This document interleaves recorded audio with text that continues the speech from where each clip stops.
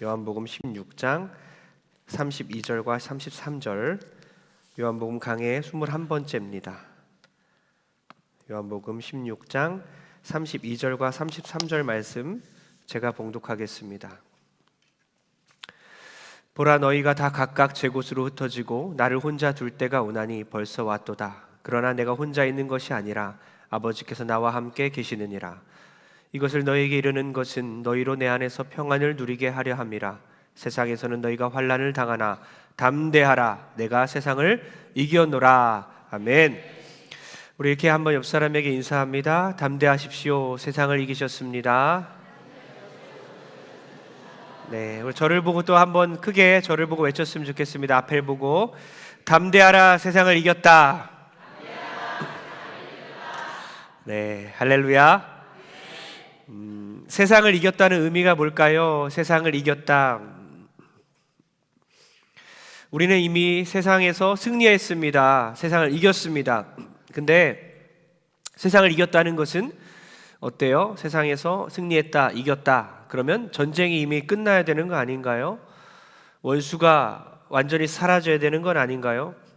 우리 인생 가운데 환난이나 핍박이 아예 없어져야 되는 건 아닐까요? 두 종류의 평안이 있어요. 하나는 모두 원수들이 다 사라지는 평안입니다. 다른 하나는 원수들이 있음에도 불구하고 염려로부터 자유로운 평안입니다. 여러분, 무엇이 답이죠? 전자입니까? 후자입니까?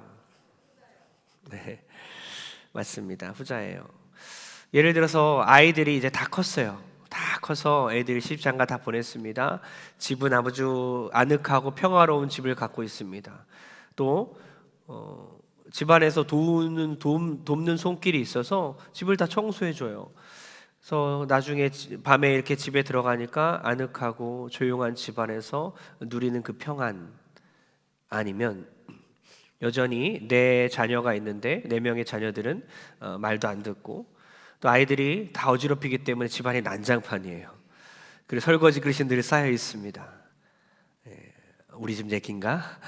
우리 집 얘기인가 이러는데요. 설거지가 막 쌓여있고 집에 가면 정신이 하나도 없고 도와줄 사람은 아무도 없고 그런 가운데 짜증이 나지만 그 가운데 하나님을 바라보면서 평안을 누리는 것, 어떤 것을 말하고 있죠? 전자입니까? 후자입니까? 후자입니다. 세상을 이겼다, 담대하라. 이 말은 뭐냐면요, 세상에서 어떠한 환난과 핍박도 다 없애줄게 이런 말이 아니라 환난 가운데에서 누리는 그 평안을 말하고 있어요. 찬송가 336장도 정확히 그것을 말하고 있습니다. 찬송가 336장 제목이 뭐냐면요, 환난과 핍박 중에도입니다.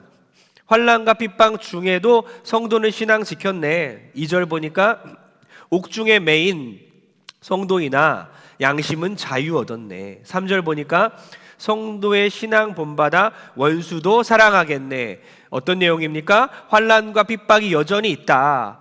옥중에 매인 것과 같다. 원수가 여전히 있다. 그 가운데에서도 평안을 누리고 담대할 수 있는 것, 바로 그것이 하나님을 믿는 우리들의 믿음의 본질인 줄 믿습니다.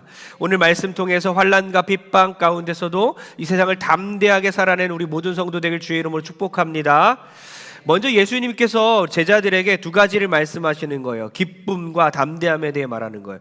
예수님 때문에 기뻐할 수 있다 이거죠. 나 때문에 기뻐할 수 있다라는 겁니다. 19절 다 같이 한번 읽겠습니다. 19절 시작. 예수께서 그 묻고자 함을 하시고 이르시되 내 말이 조금 있으면 나를 보지 못하겠고 또 조금 있으면 나를 보리라 하므로 서로 문의하느냐.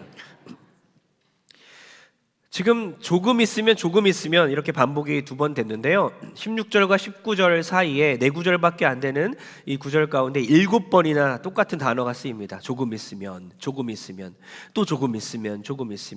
이 말 때문에 제자들은 지금 혼동이 되는 거예요. 혼란스럽습니다. 무슨 뜻일까요? 조금 있으면 내가 죽을 거다. 내가 떠날 거다. 조금 있으면 내가 다시 돌아올 거다 하니까 다들 헷갈리는 거예요. 무슨 말씀하시는 거야? 예수님은 무엇을 의미합니까? 바로 십자가와 부활을 말씀하시는 거예요. 조금 있으면 내가 십자가에 못 박혀 죽을 것이다. 그러나 또 조금 있으면 내가 부활하여 다시 돌아올 것이다. 이렇게 말씀하시는 거예요. 20절 다 같이 읽겠습니다. 20절 시작. 내가 진실로 진실로 너희에게 이르노니 너희는 곡하고 애통하겠으나 세상은 기뻐하리라. 너희는 근심하겠으나 너의 근심이 도리어 기쁨이 되리라. 아멘. 슬픈 일이 닥칠 것이다. 애통할 일이 생길 것이다. 왜죠? 사람이 죽으면 곡하고 애통하지 않겠습니까? 바로 예수님이 십자가 못 박혀 돌아가시면 애통하고 곡하고 슬퍼할 것이다. 근심할 것이다. 그러나 도리어 기뻐하게 될 것이다. 왜죠? 예수님 부활하시기 때문이다. 그 말씀하고 계시는 거예요. 그러면서 예로 드는 거예요. 바로 만삭의 여인을 딱 등장시키면서 예로 드시는 겁니다. 임신한 여인이 산기가 이제 임박할 때 산고를 겪으면서 부르짖지 않겠습니까? 아파서 막 소리 지르잖아요. 몇 시간 동안 산통을 겪으면서 그 후에 아기가 나오지 않습니까? 이것을 예수님께서 예로 드시는 거예요. 그러면서 산통을 겪은 그 고통을 겪는 그 여인이 아무리 힘들지라도 아기가 나오는 순간 그 고통을 다 잊어버리는 것처럼, 아기를 낳은 기쁨 때문에, 그런 것처럼 너희들이 십자가에 못 박혀 돌아간 죽는 나를 봤을 때 너무 슬프고 애통을 할지 모르겠지만 다시 부활한 나를 보고 기뻐할 것이다. 이 말씀을 하고 계신 거예요. 여러분, 예수님 무덤에서 패배하지 않으셨습니다. 예수님은 죽음을 이기시고 부활하셨습니다. 그래서 제자들의 근심이 변하여 기쁨이 되는 것이죠. 심지어 그 기쁨을 빼앗을 수 없다라고까지 말씀하시는 거예요. 사랑하는 우리 성도님들, 지금도 우리 주님께서는 조금 있으면 이라고 말씀하세요. 우리 인생 가운데 고통의 터널을 통과하고 계시잖아요. 너무 길지요. 이게 조금인가? 도대체 조금 있으면 언제까지란 말인가? 이건 끝나는 것인가? 그러나 주님이 분명히 약속하시는 거예요. 조금 있으면 주님이 반드시 재림하실 것이고 하나님 나라 임하고 완성되고 우리가 천국에서 주님과 영원히 평화를 누리게 될 줄 믿습니다. 그래서 조금 있으면 기다려라, 인내하라. 그 고통은 끝이 막혀 있는 동굴이 아니라 끝이 뚫려 있는 터널이라고 말씀하시는 거예요. 우리 조금 있으면이라는 그 주님의 약속을 믿고 더 기다려 주시지 않겠습니까? 저 월요일에 장례식장에 다녀와서 사랑하는 우리 권사님을 먼저 주님 품으로 보내드렸어요. 전종의 권사님을 발인 예배를 집례하고 이제 영구차가 동성교회로 왔습니다. 바로 화장터로 안 가고 동성교회로 왔어요. 동성교회로. 그래서 권사님의 소원이었나 봐요. 그래서 그 시신 그대로 1층을 한 바퀴 돌고, 그리고 옛날 교구실에도 한 바퀴 돌고, 그래서 다시 이제 시신을 영구차로 모시고 이렇게 교회 앞에 딱 있었습니다. 저도 교회 앞에 딱 서 있었어요. 그 차를 바라보고 있었어요. 옆에 이제 이혜자 권사님이 옆에 계셨는데 눈이 또 촉촉히 젖어 있길래, 권사님 왜 이렇게 우세요? 왜 이렇게? 장례식 중에서도 계속 우시고 그러셔서 계속 훌쩍훌쩍 대시더라고요. 왜 이렇게 우셨어요? 그러니까 또 미소를 지으시면서 이제 기뻐요. 왜 기뻐요? 고통이 없는 천국으로 가셨으니까요.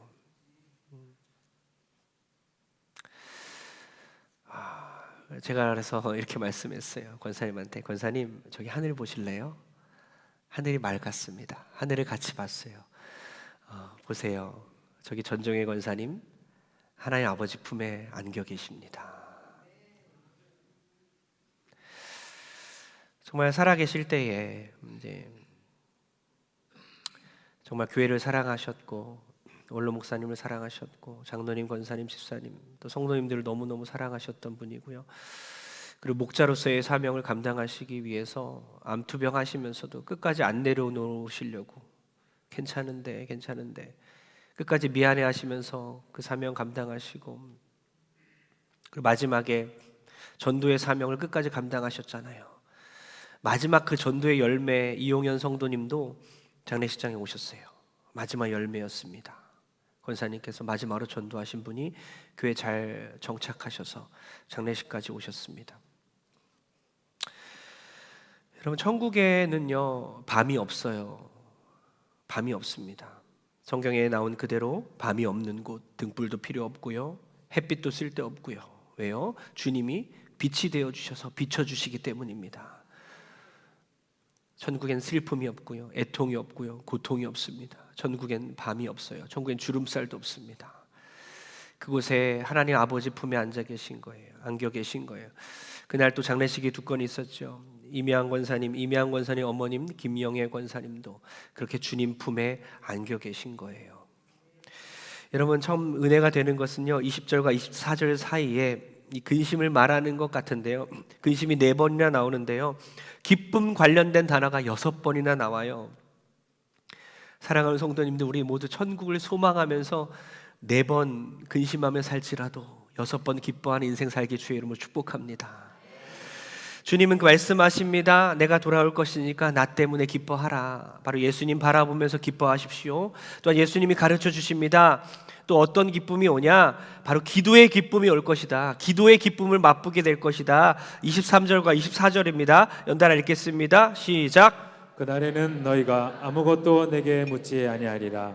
내가 진실로 진실로 너희에게 이르노니 너희가 무엇이든지 아버지께 구하는 것을 내 이름으로 주시리라. 지금까지는 너희가 내 이름으로 아무것도 구하지 아니하였으나 구하라. 그리하면 받으리니 너의 기쁨이 충만하리라. 아멘. 예수님 때문에 우리가 기쁜데요, 예수님 다시 오실 것이기 때문에 부활의 주님 때문에 우리가 기쁜데요, 또 우리가 기쁠 수 있는 이유는 기도 때문입니다. 예수님 이름으로 기도하라. 예수님 이름으로 주시리라. 예수님 이름으로 우리가 기도할 때 예수님 이름으로 응답받게 될 줄 믿습니다. 제자들은 예수님께 직접 물었었지요. 공생애 때는 예수님이 계시니까 지상에 계시기 때문에 직접 묻다가 이제는 예수님 이름으로 아버지께 구할 수 있는 거, 이거는 새로운 관계를 정립해 주신 겁니다. 하나님 아버지께 구할 수 있는 특권을 얻은 거예요. 새로운 관계가 주어진 것입니다. 예수님이 이 땅에 오시고 나서 예수님께 제자들은 늘 얼굴을 대면하면서 이제 직접 물어봤지만 예수님이 십자가 못 박혀 돌아가시고 부활하시고 성령님이 오셨기 때문에 이제 예수 이름으로 아버지께 구할 수 있게 됐어요. 제자들의 특권이 바로 기도였던 것입니다. 사랑하는 우리 성도님들, 기도가 얼마나 중요한지 아십니까? 예수님의 이름으로 기도하는 것이 얼마나 소중한 것인지 아십니까? 예수님의 이름으로 기도하고 계세요? 가끔 잊어버리죠. 기도할 때 그냥 아멘 이러기도 하고 감사합니다 이러고, 예수님의 이름으로 기도하는 것을 우리가 하찮게 여길 때가 있어요. 그리고 놓칠 때가 있습니다. 심지어 어떤 중직자들도 그렇고요, 목사님들도 예수님의 이름으로 왜 기도해야 되는지 모르는 경우도 가끔 있는 것 같아요. 근데 분명히 주님이 말씀하셨잖아요. 내 이름으로 기도하라고. 예수님의 이름으로 기도할 때에 놀라운 능력이 임하고요, 예수님의 이름에 권세가 있는 줄 믿습니다. 여러분, 예수님의 이름으로 기도하는 것을 잊어버리지 마십시오. 아까 대표 기도도 예수님의 이름으로 기도했잖아요. 이런 얘기가 있어요. 어느 시골 마을에 시골 교회에 수줍음이 많은 그런 김 집사님이 계셨습니다. 소문난 그 수줍음이 많기로 아까 샤이한 그런 김 집사님이었는데요, 어느 날 목원들과 함께 봉사 활동을 갔어요. 그 집사님이 대표 기도를 하게 된 거예요. 얼마나 떨렸을까요? 떨리는 가슴으로 마음을 가다듬고 앞으로 나갔습니다. 그러면서 기도를 시작했어요. 사랑의 주님, 감사합니다. 기도는 너무나 간절했고요, 은혜가 충만했습니다. 그런데 너무나 긴장한 나머지 마지막 마무리를 해야 되는데 예수님의 이름을 잊어버린 거예요. 가만히 침묵이 흘렀습니다. 주의 모든 목원들과 모든 성도들은 주여 주여 주여 이러고 기다리고 있었어요. 한참 후에 그 김 집사님이 입을 떼고 마무리를 이렇게 지었습니다. 풍랑 속에서 무리를 걸으신 그분 이름으로 기도합니다. 아멘. 이러고 끝났습니다. 여러분, 우스갯소리지만 예수 이름으로 기도하십시오. 예수 이름으로 주실 것입니다. 우리들의 특권은 바로 예수님의 이름으로 기도할 수 있는 거예요. 고대에는 사람의 이름이 그가 어떤 사람인지를 나타냈어요. 그러므로 예수님의 이름으로 기도한다는 것은 예수님의 성품, 예수님의 인격 전체, 예수님의 뜻에 맞게 기도한다는 뜻입니다. 오늘날 우리의 이름을 그냥 이쁘게 짓죠. 그러나 그 당시에는 그 이름이 그 사람의 성품, 그 사람이 어떤 사람인지를 나타냈다는 거예요. 그러니까 예수님의 이름으로 우리가 기도한다는 것은 예수님의 성품, 예수님의 뜻으로 기도하는 거예요. 예수님의 권세로, 예수님의 능력으로 하나님께 나아간다는 것을 의미하는 것입니다. 영국의 신학자 헨리 스웨트는 이런 말을 합니다. 그리스도의 이름의 능력에 대해 이렇게 말해요.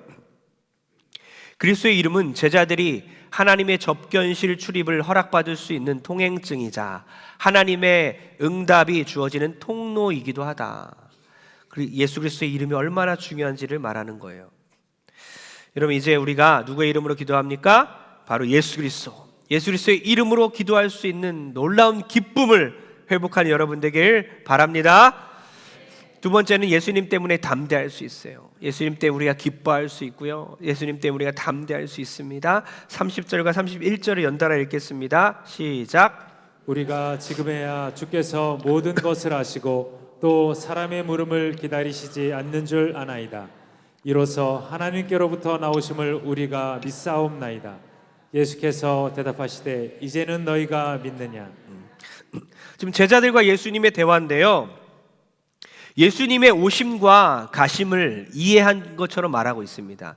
예수님의 십자가와 부활을 이제는 우리가 믿습니다 라고 제자들이 예수님께 말했어요. 그러자 예수님이 뭐라고 했다고요? 야, 이제야 너희들이 믿느냐. 근데 정말 믿었을까요? 제자들이 이제 드디어 믿었을까요? 맨날 헛짓거리 했잖아요. 그렇죠? 예수님의 그 복음에 대해 이해할 수 없어서, 십자가 죽으심에 대해 받아들일 수 없어서 무력으로 군사력을 동원해서 로마 정권을 지배할 줄 알았잖아요. 근데 그렇게 헛짓거리하고 헛소리하고 의심하고 그랬던 그들이 이제는 믿은 걸까요? 여러분, 그 정답이 어디 나와 있냐면요, 32절에 나와 있습니다. 다 같이 읽겠습니다. 시작. 보라, 너희가 다 각각 제 곳으로 흩어지고 나를 혼자 둘 때가 오나니 벌써 왔도다. 그러나 내가 혼자 있는 것이 아니라 아버지께서 나와 함께 계시느니라. 아멘. 이제 믿느냐? 고맙다, 고맙다. 잘했다, 잘했다. 그런데 너희들은 나를 버리고 다 흩어질 거야. 너희들은 날 배반할 거야. 너희들은 믿음을 버릴 거야. 너희들은 믿지 않을 거야. 바로 말씀하시죠. 그러니까 제자들이 호언장담하면서 이제는 믿습니다, 이제는 주님을 믿습니다, 그렇게 말했지만 결과는 어때요? 배신입니다. 배반이라는 거예요. 여러분, 어디가 우리가 무엇을 깨달을 수 있냐면요, 그래도 주님이 뭐라고 합니까? 아, 잘했다, 잘했다, 잘했다, 잘했다, 고맙다, 고맙다. 책망하지 않으세요. 몇 주 전에 이제 수요일 설교 때인가요? 저희 교회 초등부 담당 목사님 양명철 목사님이 아드님에 대해 얘기한 적 있죠. 아드님이 이제 전역을 해서 모아놨던 돈이 있는데 300만 원인가요? 한 몇백만 원 있는데, 그것을 아버지가 지금 어떤 위기 상황 가운데 있는데 자기가 이제 등록금을 위해서 써야 되는 그 돈을 아버지께 다 드렸죠. 얼마나 기특합니까? 얼마나 양육을 잘한 겁니까? 너는 어떻게? 저는 저보다 아버지가 더 급하잖아요. 참 감동이 됐어요. 네, 그 얘기를 생각났어요. 집에 가는 길에 제 뒤에 아들이 타고 있었습니다. 그 얘기 생각나서 그 얘기를 상기시키면서 제가 짓궂게 질문했어요. 아들아, 너는 나중에 군대 갔다가 제대하면 나한테 얼마 줄 거야? 물론 아직 멀었어요. 9살이기 때문에 한 12년 기다려야 되는데 제가 짓궂게 궁금해서 물어봤습니다. 근데 대답은 제가 예상하고 있었어요. 원래 허세가 가득하고 허풍이 가득한 아이라서 분명히 좋은 말 할 거라고 예상을 했었어요. 뭐라고 했냐면요, 엄마한테는 집 사주고 아빠한테는 차 사줄 거야. 예상했던 말이지만 다들 빵 터지고 그냥 그 차 안에서 다들 화기애애한 가운데 한바탕 웃었습니다. 왜 웃었을까요? 그 말을 저는 안 믿었거든요. 안 믿었기 때문에 웃었고요. 또 그냥 고마웠죠. 그 말한 것으로 받은 거로 치자 이겁니다. 그 말한 걸로 그냥 받은 걸로 치는 거예요. 사실 그렇지 않습니까? 우리도 살아가면서 예수님, 제가 정말 예수님 사랑합니다. 예수님 정말 다시는 안 그러겠습니다. 그렇게 믿음을 다짐하고 또 회개하지만 또 옛날로 돌아가고 있지 않습니까? 집에서도 그렇잖아요. 아내한테도 미안해, 내가 다시는 안 그럴게. 다음 날 똑같잖아요, 그죠? 제 얘기예요. 버릇이 안 바뀌어요. 자녀들도 그렇잖아요. 엄마 아빠 다시는 안 그럴게, 다시는 안 그럴게요. 또 하잖아요. 계속 할 거잖아요. 그럼에도 불구하고 고맙다, 고맙다, 잘한다, 괜찮다. 주님은 우리에게 그렇게 말씀하고 있는 거예요. 주님은 제자들에게 그렇게 말씀하고 계신 겁니다. 그러나 분명히 주님이 마지막에 선포하고 계신 건 뭐냐면요, 제자들은 어차피 변해요. 제자들의 그 믿음에 주님은 감탄하진 않습니다. 그냥 그저 고마워하시고 잘했다고 하세요. 어차피 제자들은 예수님을 버릴 걸 예수님은 다 알고 계셨어요. 그러나 예수님 마지막에 선포하시죠. 담대하라, 내가 세상을 이겼다. 너희가 아니라 내가 세상을 이겼다는 거예요. 너희들의 믿음에 상관없이, 너희들의 감정에 상관없이, 너희들의 능력에 상관없이 내가 세상을 이겼다라고 예수님이 말씀하시는 거예요. 그 사실로 모든 것이 해결된 것인 줄 믿습니다. 그러니까 우리가 믿는 것은요, 우리의 감정이 아닌 거예요. 우리 자신의 믿음이 아닌 거예요. 자기의 실력이 아닙니다. 우리가 믿는 분은 예수님이십니다. 세상을 이기신 예수님을 믿기에 담대할 수 있는 줄 믿습니다. 시편 29장 말씀처럼 여호와께서 자기 백성에게 힘을 주시며 여호와께서 자기 백성에게 평강의 복을 주시리로다. 할렐루야. 그 어떤 사람도 아니라 하나님께서 우리에게 주시는 거예요. 내가 스스로 평강을 취하는 게 아니라, 내가 스스로 힘을 내는 게 아니라 하나님께서 우리에게 힘을 주시며 하나님께 우리에게 평강을 주시는 거예요. 통장의 잔고가 우리에게 평안을 주는 게 아니에요.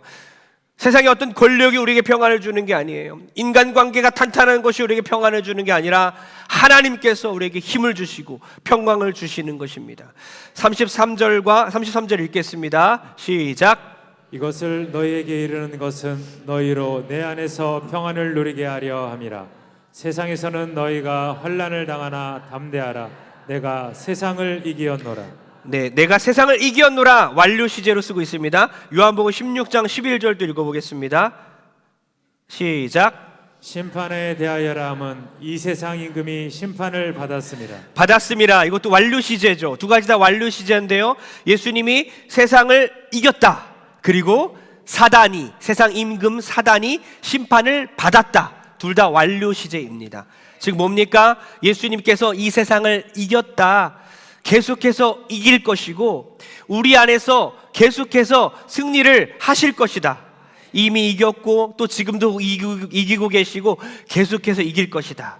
사단은 어떻습니까? 심판을 이미 받았고 계속해서 그 심판 가운데 있는 상태이다 라고 말씀하시는 거예요. 예수님은 바로 내가 세상을 이겼다.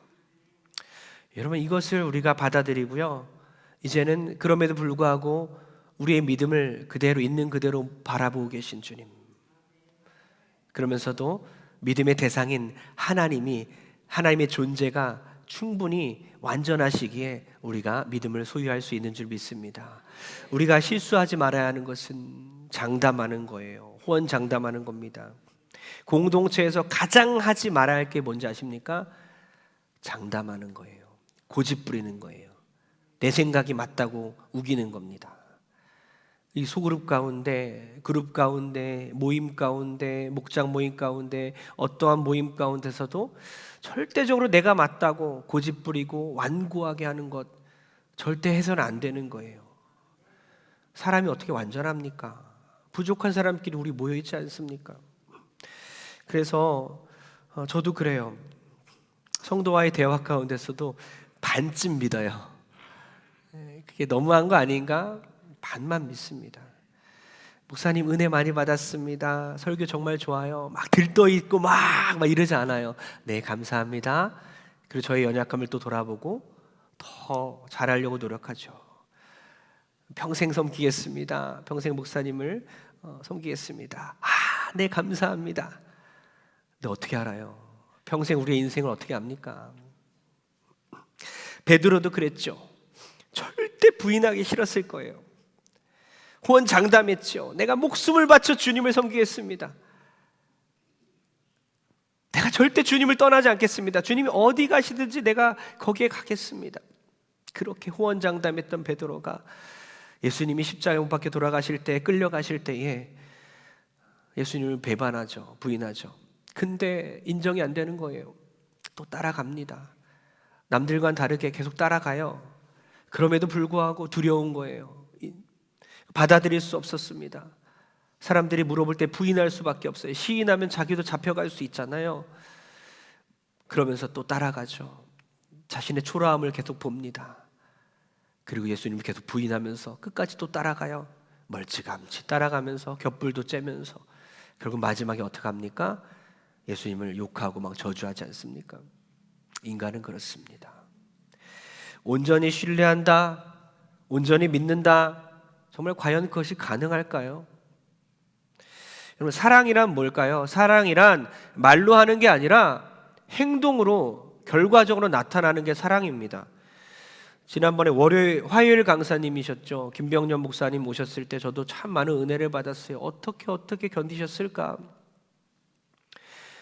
간증도 하고 설교도 해주셨는데 이런 얘기를 해주셨어요. 아내가 9년 동안 함께 살았던 아내가 셋째를 낳자마자 쓰러졌죠. 그리고 20년 동안 일어나지 못합니다. 지금까지. 의식이 없어요.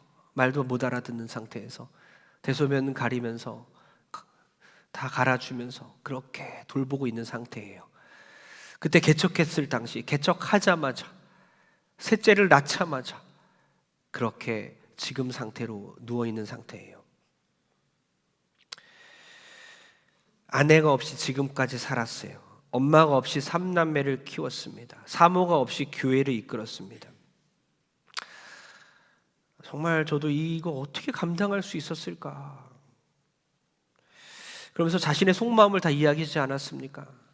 얼마나 힘들었는지 포장하지 않아요. 경건한 척하지 않습니다. 너무 힘들었다고. 너무 힘들었다고. 그러면서 내 마음속에 여자가 여러 번 왔다 갔다 했다. 이런 말까지 하시잖아요. 그리고 한 번은 기도하기를 하나님 낫게 하시던가 아니면 새로운 판을 짜주시던가. 새 판이 뭡니까? 데려가시라는 거예요. 하나님 낫게 하시던가 아니면 데려가시던가 이 상황을 좀 바꿔달라는 기도를 막 하시잖아요. 그것도 하나님이 안 들어주시죠. 언젠가는 이러지 않습니까? 새벽 기도 갈 때 이제 겨울에 좀 따뜻하게 하려고 온도를 높여놓고 전기장판을 틀어놓고 그 다리가 어떻게 됩니까? 다 타버려요. 다 타버려요.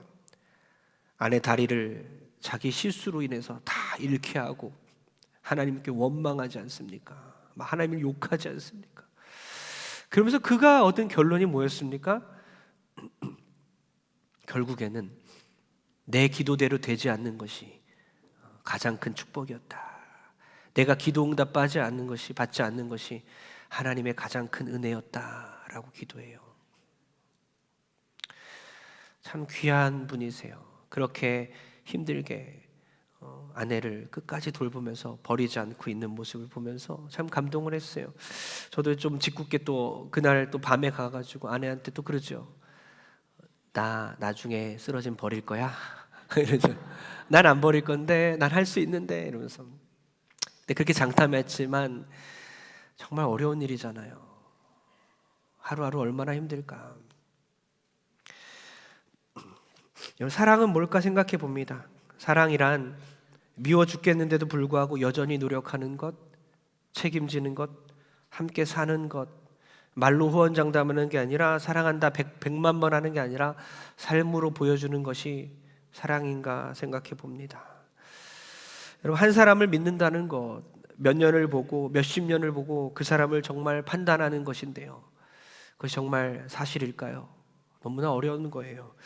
어떤 분을 제가 신방을 하는데 그 집사님이 저에게 며칠 전에 이렇게 말씀하시는 거예요. 우리 교회에 네 분의 신임 장로님이 계시잖아요. 임직되신 그 장로님 네 분을 보고 이렇게 말씀하시는 거예요. 근데 결과적으로는 좋은 말씀이었는데요. 어떤 임직된 장로님은 너무나 장로님이 되어도 이상하지 않을 만큼 자기 장로의 옷이 딱 맞는 분이 있는 것 같다고, 늘 준비되어 있어서 장로님 될 것 같다라고 생각했던 분인 것 같다, 딱 맞는 옷을 입은 것 같다라고 말씀하셨어요. 그러면서 또 이렇게 말씀하시는 거예요. 그런데 어떤 분은 안 맞는 옷을 입은 것 같다, 그런데 나중에 그 옷이 참 잘 맞을 수도 있겠다라고 저에게 말씀하셨어요. 그런 거죠. 옷이 정말 잘 맞은 것 같은데 나중에 그 옷이 안 맞는 사람도 있을 수 있고요. 반대로 그 옷이 안 맞았는데 시간이 가니까 옷이 잘 맞더라는 것입니다. 저를 돌아보니까 제가 후자인 것 같았습니다. 처음에 사람들도 얘기했죠. 이 강단이 너무너무 안 어울릴 것 같다고, 어색하고 담임이란 자리가 너무 어색하고. 맞습니다. 지금도 어색한데요. 지금도 아직도 수요예배 대표 기도할 때 담임 목사님 이렇게 할 때 난가? 만 2년이 지났는데도 아직도 어색해요. 근데 많은 성도님, 집사님, 권사님들이 이렇게 얘기했었거든요. 이곳이 처음에는 안 어울릴지 모르겠지만 시간 가면 잘 어울릴 것입니다. 그리고 지금은 너무나 잘 어울리십니다. 이렇게 말씀하세요. 너무나 감사하고 용기가 나지만 또 반대로 생각해 보면 이 강단이 나에게 너무 잘 맞는 옷이 되어서 내가 거들먹거리면 어떡하지? 내가 교만하면 어떡하지? 사람은 믿을 존재가 안 되는 거예요. 나조차도, 자기 자신조차 믿으면 안 되는 거예요. 변치 않으시는, 반석이시는 우리 하나님만 믿는 여러분 되기를 축복합니다. 주중에 며칠 전에 만난 어떤 선교사님이 저에게 이렇게 조언하셨어요. 사람은 언제나 변해. 그러니까 사람 때문에 동요할 필요 없어. 여전히 하나님이 두려운가? 하나님 앞에 내가 바로 서 있는가? 그것만 생각하라고. 그것이 가장 중요하다고 했습니다. 맞습니다. 우리는 나를 믿고 세상을 이기는 것이 아니라 세상을 이기신 예수님을 믿기에 세상을 이기는 것입니다. 예수님이 반드시 세상을 이기셨기에 내가 세상을 이겼다, 너가 아니다 라고 말씀하시기에 우리도 그 주님을 믿고 이 세상에서 담대히 나갈 수 있는 줄 믿습니다. 결론 내립니다. 첫 번째 뭐라고요? 예수님 때문에 우리가 기뻐할 수 있습니다. 두 번째 뭐라고요? 예수님 때문에 우리가 담대할 수 있습니다. 담대하라, 내가 세상을 이겼다.